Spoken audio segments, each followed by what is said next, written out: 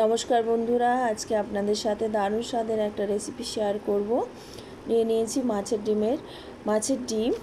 ডিমের মধ্যে লবণ হলুদ ভালো করে মাখিয়ে নেব। মাখানো হয়ে গেছে।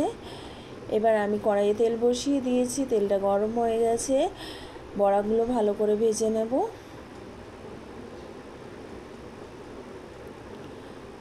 বড়াগুলো উল্টে দেব, উল্টে পাল্টে ভালো করে ভেজে নেব। বড়াগুলো ভাজা হয়ে গেছে, এবার তুলে নেব।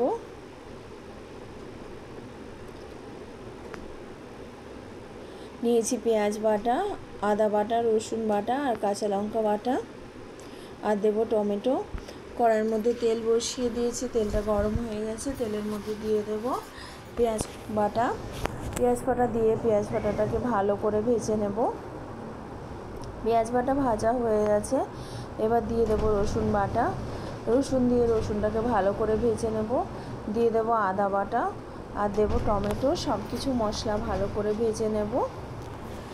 দিয়ে দেবো হলুদের গুঁড়ো, লঙ্কার গুঁড়ো, জিরে গুঁড়ো, অল্প সামান্য ধনে গুঁড়ো, আর দেবো কাঁচা লঙ্কা বাটা। একটু জল দিয়ে দেবো, জল দিয়ে ভালো করে মশলাটাকে কষিয়ে নেব।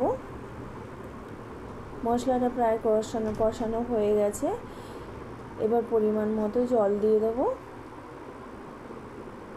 এই রেসিপিটা আপনারা একবার বানিয়ে খেয়ে দেখবেন, ভীষণ ভালো লাগে খেতে। আমার তো ভীষণই ভালো লাগে। আমার মাছের ডিমের বড়ার তরকারি খুবই ফেভারিট। ঝোলটা ফুটে উঠেছে, এবার মাছের ডিমের বড়াগুলো দিয়ে দেব। তৈরি হয়ে গেছে মাছের ডিমের বড়া রেসিপি।